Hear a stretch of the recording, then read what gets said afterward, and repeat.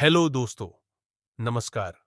मेरा नाम अक्षय और आज मैं आपसे एक सच्ची और रहस्यमय कहानी बताने जा रहा हूं, जिसे आप सुनकर आपके रोंगटे खड़े हो जाएंगे। यह कहानी 14 नवंबर 1995 एक चीन के बिजी गांव में घटी। यह भूतिया बस की कहानी जो पुलिस को मालूम पड़ी, तो पुलिस ने उसका पेट्रोल टैंक खोला, तो पेट्रोल टैंक में पूरा खून भरा हुआ था। यह बस लिमिटेड पेट्रोल के साथ इतनी दूर मियुन नदी तक कैसे जा सकती है, वो भी 100 किलोमीटर दूर। पुलिस ने जब तलाशी चालू की तो शहर के सभी कैमरे चेक किए, लेकिन उनमें से किसी में भी बस नहीं दिखी। वास्तव में बस वहां तक कैसे पहुंची और कैसे अचानक से गायब हुई, जब यह पुलिस को बस मिली तो आप सोच भी नहीं पाओगे बस में ऐसा क्या था जो जिसे देखते ही सबके होश भी उड़ गए। इसे आज भी पुलिस इस केस को सुलझा नहीं पाई। It's a biggest mysterious horror story.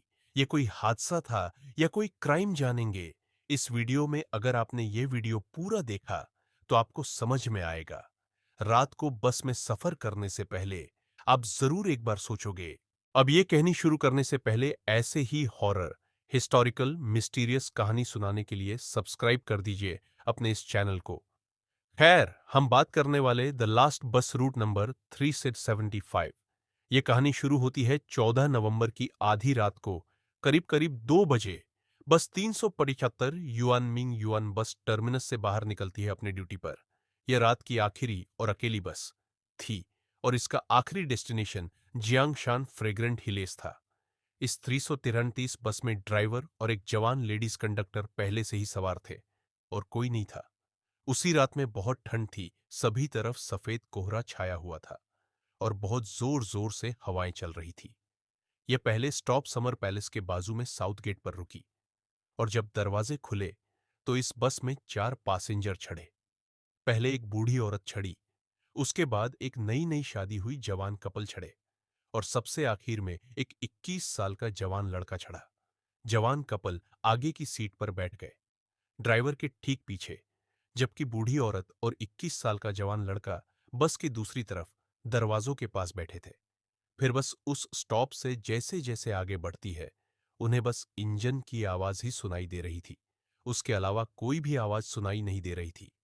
सभी तरफ सन्नाटा छाया हुआ था। बस में पूरा शांति का माहौल था, एकदम पिन ड्रॉप साइलेंट।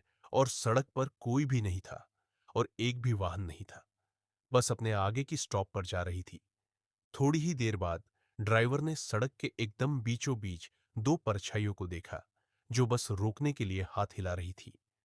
पर ये 2 लोग किसी बस स्टॉप पर खड़े नहीं थे। ये अंधेरे में बीच रास्ते किसी सुनसान जगह पर खड़े थे। पहले तो बस ड्राइवर ने बस ना ही रोकने का फैसला किया। ये अपना भारत देश नहीं था, ये चाइना था। यहां बस स्टॉप पर ही रुकती है रूल के हिसाब से। लेकिन उस ड्राइवर अपने मन ही मन सोचने लगा कि यह बस इस रूट की आखिरी बस है। अगर मैंने बस को नहीं रोका तो ये 2 बेचारे पूरी रात भर इतनी ठंड में खड़े रह जाएंगे और हो सकता है कि इनको दूसरी बस ही ना मिले। ड्राइवर ने बस को रोकने का फैसला लिया और बस रोकी। और जब बस के दरवाजे खुले तो अचानक 3 लोग चढ़ गए। वहां 2 आदमी थे जो अपने बीच एक तीसरे आदमी को सहारा दे रहे थे, उसे कंधों से पकड़े हुए थे। बीच में बैठा आदमी अशांत दिख रहा था और वो थोड़ी थोड़ी डरावनी आवाज निकाल रहा था और उसका सिर बालों से ढका हुआ था और नीचे झुका हुआ था, इसलिए कोई उसका चेहरा नहीं देख सकता था।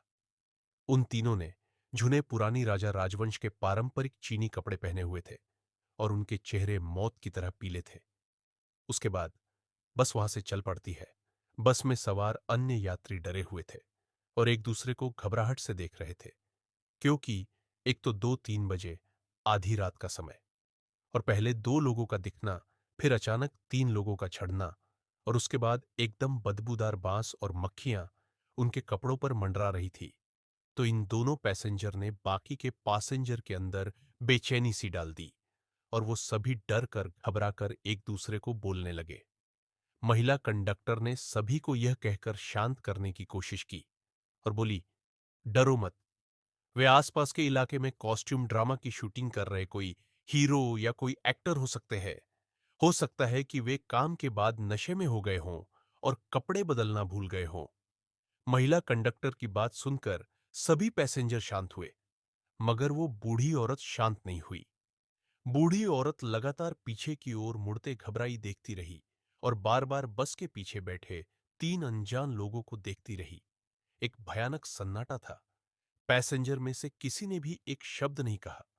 इसके 3 या 4 स्टॉप के बाद यंग कपल बस से उतर जाते हैं और स्टॉप से बस निकलती है और एक स्पीड ब्रेकर आता है।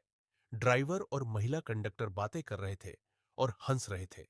बस का स्पीड बढ़ते ही बूढ़ी औरत अचानक अपने पैरों पर कूद पड़ी और अपने सामने बैठे 21 साल लड़के पर कूद पड़ती है और लड़के को थप्पड़ मारते झगड़ती है।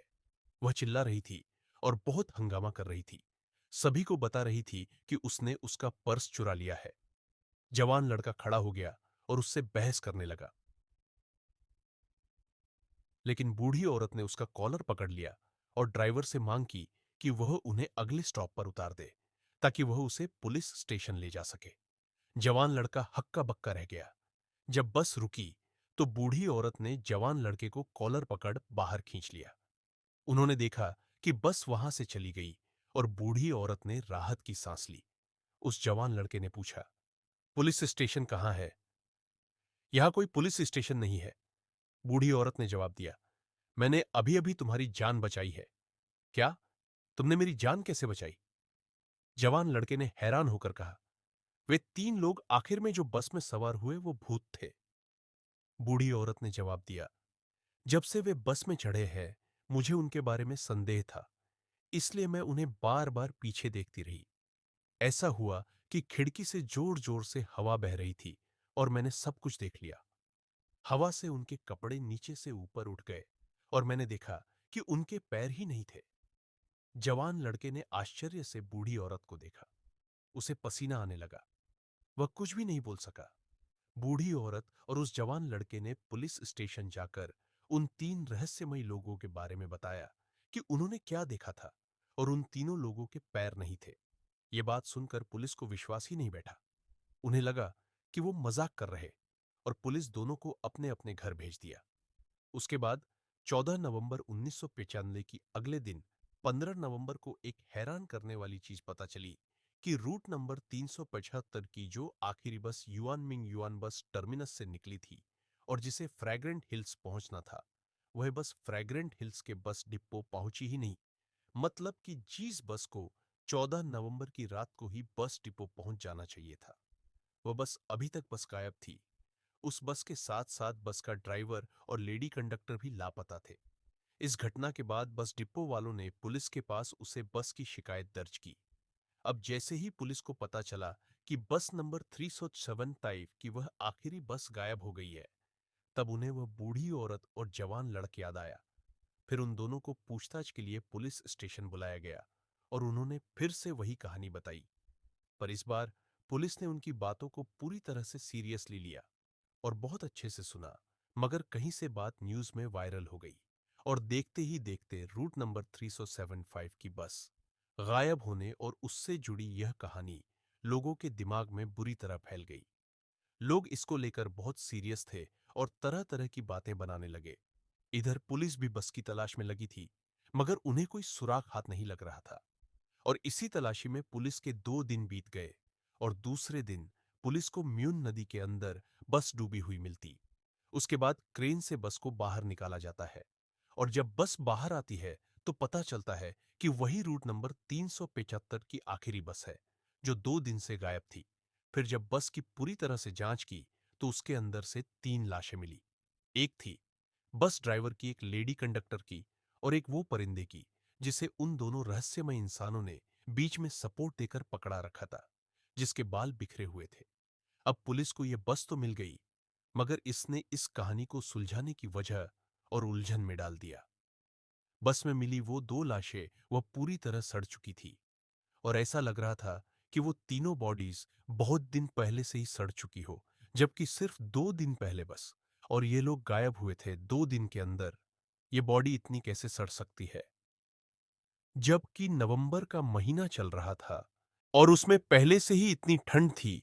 उन दिनों रात के वक्त वहां का तापमान कभी कभी तो माइनस में भी चला जाता है। दूसरा कि वह बस पानी में डूबी हुई मिली वह जगह फ्रैग्रेंट हिल्स से करीब करीब 100 किलोमीटर दूर है।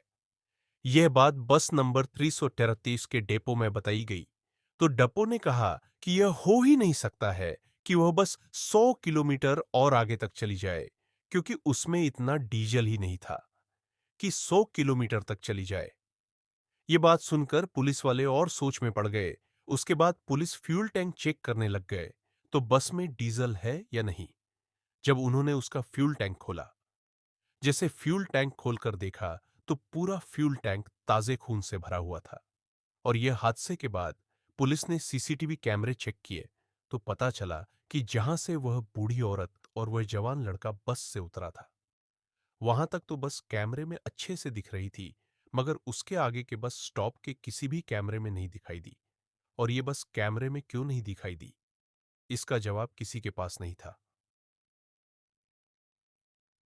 उसके बाद ये रिसर्च मिशन ऐसे ही चलता रहा, मगर इसका कोई बेनिफिट नहीं हुआ।